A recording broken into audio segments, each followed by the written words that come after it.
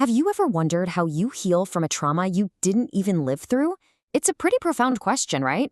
I mean, how can someone find themselves haunted by a war they never fought in, or carry the physical and emotional scars of a history that happened before they were even born? The whole mystery of inherited trauma is something that completely challenges our understanding of memory, family, and human resilience. Jerry Ellman, who is an author, educator, and a second-generation Holocaust survivor, described this experience absolutely perfectly. He said, "Her trauma seeped into our home like gas, colorless, odorless, deadly." Let that powerful metaphor sink in for a second. Jerry's entire childhood, and really his adult life too, was fundamentally shaped by these invisible ghosts. He grew up in an environment where the unspoken terrors of the past completely dictated the reality of his present. So, welcome to This Explainer. Today, we're unpacking a deeply moving and scientifically fascinating topic: inherited shadows.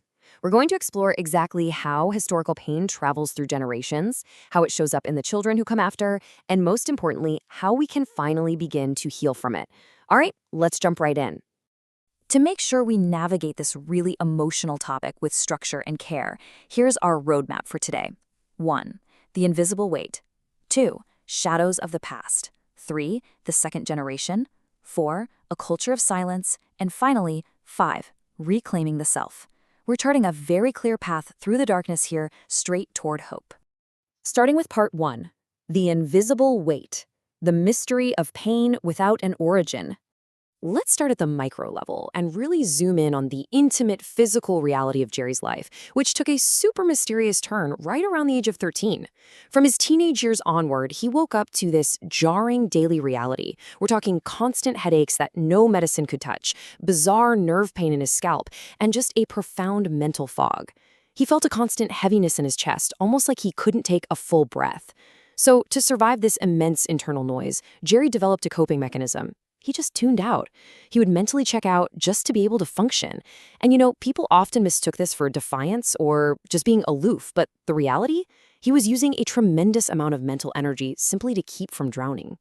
For literally decades, Jerry just pushed the pain down and played the roles everyone expected of him. But recently, a clinical assessment finally gave his lifelong struggle a name. They called it complex PTSD, or CPTSD. If you aren't familiar, this is a psychological condition rooted in prolonged, repeated trauma, and it's often compounded by developmental and intergenerational factors. Getting this diagnosis was, as you can imagine, both heartbreaking and incredibly validating for him. It proved that his lifelong depressive state wasn't some kind of weakness. It was a completely normal human response to carrying an abnormal, unspoken pain.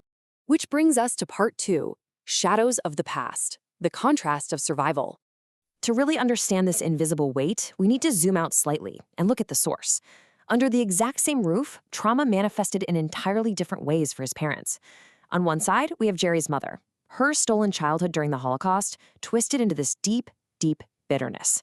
I mean, she survived by hiding, living like prey for years. So in America, her trauma meant that joy actually felt dangerous. If Jerry was too happy as a kid, she resented it, seeing it as a painful reminder of everything she had lost. Now, on the other side is his father. He survived absolute hell as a partisan fighter in the forests of Belarus. He offered a quiet strength and a really grounding presence, but he wrapped it all in complete emotional silence. He never lashed out, sure, but he never ever spoke of the past either. So caught between the intense triggers of his mother and the silent brick walls of his father, Jerry basically absorbed a blueprint of fear and isolation. Moving on to part 3, the second generation, the biological and collective footprint. Now, Jerry's story is deeply personal, obviously, but it's also a collective experience shared by an entire generation born to survivors. The children who came after the Holocaust were very often viewed as living proof that Hitler had failed. But that honor came with a crushing, unspoken expectation: do not fail after everything your parents endured. The second generation felt this immense, suffocating pressure to be high achievers. They had to build businesses, get advanced degrees, create perfect families. Success basically became a form of protection, but the tragic flip side to all of this was that any personal sadness they felt was viewed as ingratitude. I mean, how could they possibly complain about depression or feeling lonely when their parents had literally survived Auschwitz?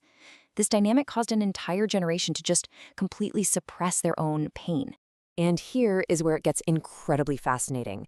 The burden wasn't just psychological, it was biological. Research actually shows that second-generation Holocaust survivors have an anxiety and PTSD risk that is nearly double the baseline of the general population. Double. But even more astonishing than that is the genetic imprint. Studies suggest that trauma can actually alter your stress regulation genes, specifically genes known as FKBP5 and NR3C1. The terror experienced by the parents literally left a clinical biological footprint right there in the DNA of their children. The shadows are literally written into their biology. It's just wild to think about. Let's shift gears to part 4, a culture of silence, the punishment of vulnerability. So how does our broader society react to this kind of trauma? Just think about how we handle physical versus emotional pain for a second. If someone has a broken leg, society steps right up with immediate help. We show compassion, we bring them casseroles, we understand they need time to heal. You would literally never look at someone with a broken leg and tell them to just go run a mile to feel better. But when it comes to an emotional injury like depression, society's basic compassion just totally vanishes. People demand you just push through it. They call it drama or they call it weakness. The harsh truth is we live in a culture that subtly and sometimes very overtly punishes vulnerability. Jerry captures this double standard perfectly. He says, "The truth is, we are a society that would rather applaud someone for surviving silently than support someone who is breaking openly." He points out that people scatter when faced with real emotional weight. It's sad, but true. They just don't want the responsibility of caring. This lack of empathy, this stubborn insistence on silent suffering is incredibly dangerous. In fact, it's a major reason why we are seeing isolation and suicide rates skyrocketing today. People just reach a threshold where the invisible pain simply becomes too much to carry alone. So how did Jerry react to this toxic culture of silence? Well, eventually, he just stopped hiding. He refused to remain the people pleaser anymore. He took all that inherited sense of injustice and channeled it into fiercely standing up to bullies. He challenged arrogant bosses, fully knowing it was going to hurt his career. He defended the vulnerable, essentially fighting for the child inside of him who never felt protected. He even walked away from toxic religious institutions that offered judgment instead of support when he actually needed it the most. He lost jobs over this, he lost relationships, but you know what? He never sold himself out. Standing up for the vulnerable became his absolute ultimate survival instinct. And that leads us to our final section, part 5, reclaiming the self, from silent survival to vocal living. Let's bring this narrative back down to the actionable level and look at Jerry's courageous decision to finally stop surviving and start truly living. At 71 years old, which just goes to show it's never too late, Jerry began a whole new chapter. Step 1, he acknowledged the pain. He stopped trying to silence all that internal noise and actually started listening to his body and his buried emotions. Step 2, he committed to trauma-informed therapy. And this wasn't just about treating surface symptoms. It was about understanding the story his nervous system adapted to just to survive. And finally, step 3, he connected. He started writing, speaking, and actively finding others who shared these invisible battles. Because, as he learned, finding even one real friend who truly listens, that can change absolutely everything. There's a really profound realization at the end of this journey. Healing doesn't come from fixing yourself. It begins when you finally see yourself. I want to speak directly to you for a second. If you are watching this and fighting an invisible battle of your own, please know that you are not broken. You don't need to be fixed or cured, because trauma doesn't just magically vanish. Healing means reclaiming the self that had to hide away. It means naming what hurt, understanding what it actually did to you, and finally giving yourself permission to grow into the person you were always meant to be. We've covered a lot of ground today. We've explored the origins of invisible weight, the actual biological footprints of history, and the immense courage it takes to break a culture of silence. Jerry Ellman's journey is living proof that it is literally never too late to meet your true self. So I want to leave you with this final, provocative thought to chew on. What shadows are you carrying, and how will you step into the light? Thank you so much for joining me for this explainer. It's been a heavy but important one. Until next time, keep learning, keep asking questions, and please, take care of yourselves.